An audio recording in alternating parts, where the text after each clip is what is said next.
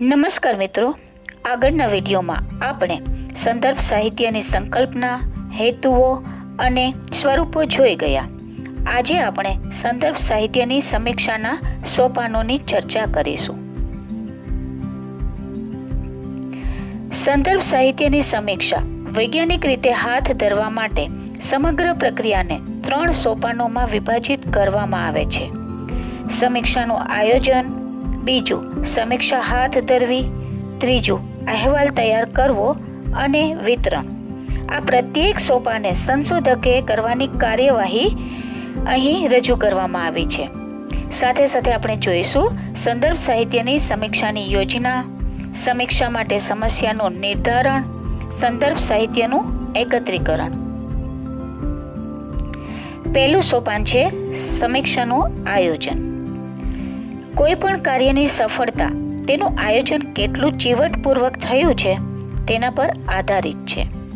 સંશોધનમાં સાહિત્યની સમીક્ષાનું આગવું મહત્વ છે. આથી સંદર્ભ સાહિત્યની સમીક્ષા હાથ ધરતા પહેલા સમીક્ષાની જરૂરિયાત, હેતુ અને પદ્ધતિ અંગે ઊંડાણપૂર્વક વિચારી તેની લેખિત નોંધ તૈયાર કરવી.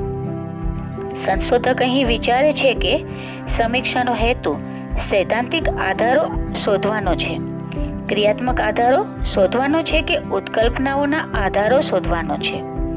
આ હેતુને અનુરૂપ સમીક્ષાના કયા સ્વરૂપોનો તેણે ઉપયોગ કરવો પડશે તે નક્કી કરે છે. તે સ્વરૂપને અનુરૂપ પોતે કયા પ્રકારના સંદર્ભો શોધવા પડશે તેનો અંદાજ મેળવે છે.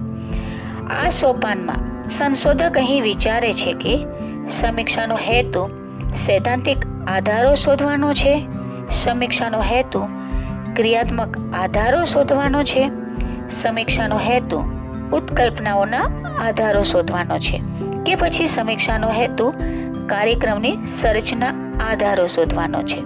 આ હેતુને અનુરૂપ સમીક્ષાના કયા સ્વરૂપોનો ઉપયોગ કરવો પડશે તે સંશોધક નક્કી કરે છે. બીજું સોપાન છે સમીક્ષા હાથ ધરવી. આ સોપાને સંશોધક વિચારે છે કે તે ખરેખર સમીક્ષા શી રીતે કરશે. સમીક્ષા હાથ ધરવા માટે મુખ્યત્વે સંદર્ભો શોધવા, પસંદ કરવા, મૂલ્યાંકન કરવું, લક્ષણો તારવવા, સંયોગીકરણ કરવું જેવા કાર્યો કરવા જરૂરી બને છે. સમીક્ષાના સ્વરૂપ અનુસાર આ કાર્યોનું સ્વરૂપ નિશ્ચિત થાય છે. ઉદાહરણ તરીકે, જો પૃથ્થકરણાત્મક સમીક્ષા કરવાની હોય તો સૈદ્ધાંતિક સાહિત્યનું કયા ઘટકોમાં વિશ્લેષણ કરવું જરૂરી બનશે તે અંગે વિચારે છે. ત્રીજું સોપાન છે અહેવાલ તૈયાર કરવો અને વિતરણ. આ સોપાને સંશોધક વિચારે છે કે સમીક્ષાના અંતે તેનો અહેવાલ કયા સ્વરૂપમાં તૈયાર કરશે અને તેને તેના ઉપભોક્તા સુધી સી રીતે પહોંચાડશે. ઉદાહરણ તરીકે, અધિવિશ્લેષણના અંતે મળેલા નિયમો કે સિદ્ધાંતો સી રીતે વર્ગીકૃત કરવા અને તેનો ઉપયોગ કરનાર શાળા કે સમાજને છાપેલ સાહિત્ય તરીકે પુસ્તકના રૂપમાં કે ટાઈપ કરેલ અહેવાલ સ્વરૂપે મોકલશે તે નક્કી કરે છે.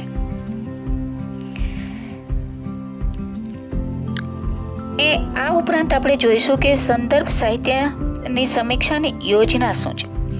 સંશોધકે સંદર્ભ સાહિત્યની સમીક્ષા માટે તૈયાર કરેલી લેખિત યોજનાના સોપાનો અનુસાર નીચેના કાર્યો ક્રમશઃ હાથ ધરે છે. પરિણામ સ્વરૂપે સમીક્ષા લેખિત સ્વરૂપમાં તેના ઉપભોક્તાને ઉપલબ્ધ બનાવે છે. સમીક્ષા માટે સમસ્યાનું નિર્ધારણ કરે છે, સંબંધિત સંદર્ભોનું એકત્રીકરણ કરે છે, પ્રાપ્ત થયેલા સંદર્ભોનું મૂલ્યાંકન કરે છે, ત્યાર પછી પૃથ્થકરણ કરે છે અને છેલ્લે અહેવાલ લેખન અને વિતરણ કરે છે. સંદર્ભ સાહિત્યની સમીક્ષાના આ ત્રણેય સ્વરૂપો માટે આ કાર્યો અને તેનો ક્રમ સામાન્ય છે. સમગ્ર યોજનામાં ત્રણેય સ્વરૂપોના સંદર્ભમાં અહીં એક સામાન્ય ચર્ચા કરી લઈએ કે સમીક્ષા માટે સમસ્યાનું નિર્ધારણ કેવી રીતે થાય. સંશોધન સમીક્ષાનું આ પ્રથમ કાર્ય સંશોધક માટે ખૂબ જ અગત્યનું છે. અહીં સંશોધક સંદર્ભોનું એકત્રીકરણ અને વાંચન શરૂ કરે છે. તે પહેલાં નક્કી કરે છે કે તેણે કયા સંદર્ભોનું વાંચન કરવું પડશે અને દરેકના કયા પાસાઓનું વાંચન કરવું પડશે. આ બંને પ્રશ્નોના જવાબ સંશોધકને સ્પષ્ટ ત્યારે જ મળે જ્યારે તે સમીક્ષા માટે પોતાની સમસ્યાને સારી રીતે વ્યાખ્યાયિત કરે. અર્થાત સમીક્ષા માટે સંશોધન પ્રશ્નો ઝીણવટપૂર્વક તૈયાર કરવામાં આવે છે. આમ કરવાથી સમીક્ષાની જો સમગ્ર પ્રક્રિયા છે એ ઉદ્દેશ્ય રૂપ બને છે અને સંશોધકના સમય, શક્તિ અને નાણાંનો સદુપયોગ થાય છે. જે સંશોધક આ બે પ્રશ્નોના જવાબ બરાબર વિચારે તે તેની સમીક્ષાના પરિણામો વિશે વધુ ચોક્કસ બને છે અને વધુ પ્રમાણભૂત તારણો પણ મેળવી શકે છે.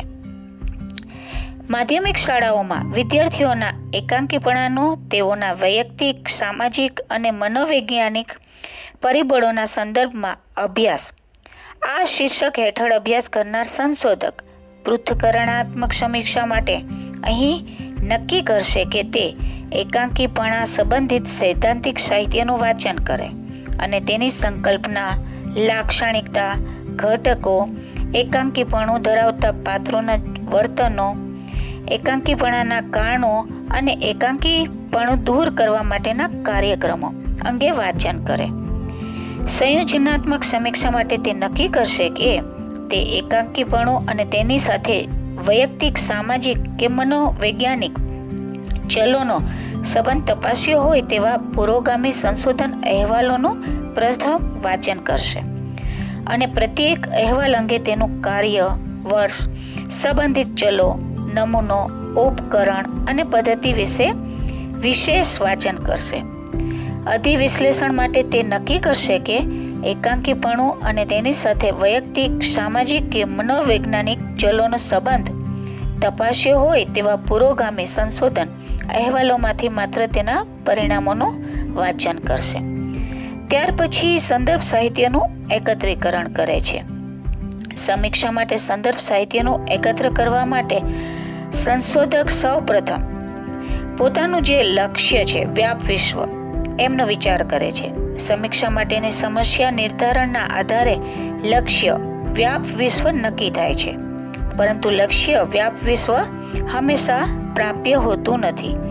પ્રાપ્ય વ્યાપ વિશ્વ હંમેશા લક્ષ્ય વ્યાપ વિશ્વથી નાનો હોય છે. પ્રાપ્ય વ્યાપ વિશ્વ એટલે કે સંદર્ભ સાહિત્યના જે સ્ત્રોતો સુધી પહોંચી શકાય તેમ હોય તેવા સ્ત્રોતોમાંથી ઉપલબ્ધ થઈ શકે છે તે સાહિત્ય. અહીં સંદર્ભ સાહિત્યમાં એ જે એકત્રીકરણની ચર્ચા અને જે મુદ્દાઓની વિચારણા કરીએ એ બે છે: સંદર્ભ સાહિત્યના સ્ત્રોતોનું વર્ગીકરણ અને સ્ત્રોતો પ્રાપ્ત કરવાની રીતો. હા, એ આપણે આગળના વિડીયોમાં સંદર્ભ સાહિત્યના સ્ત્રોતોનું વર્ગીકરણ વિસ્તારપૂર્વક જોઈશું. તો મિત્રો, તમને વિડીયો પસંદ આવ્યો હોય તો લાઈક, શેર અને સબસ્ક્રાઈબ કરજો. ધન્યવાદ.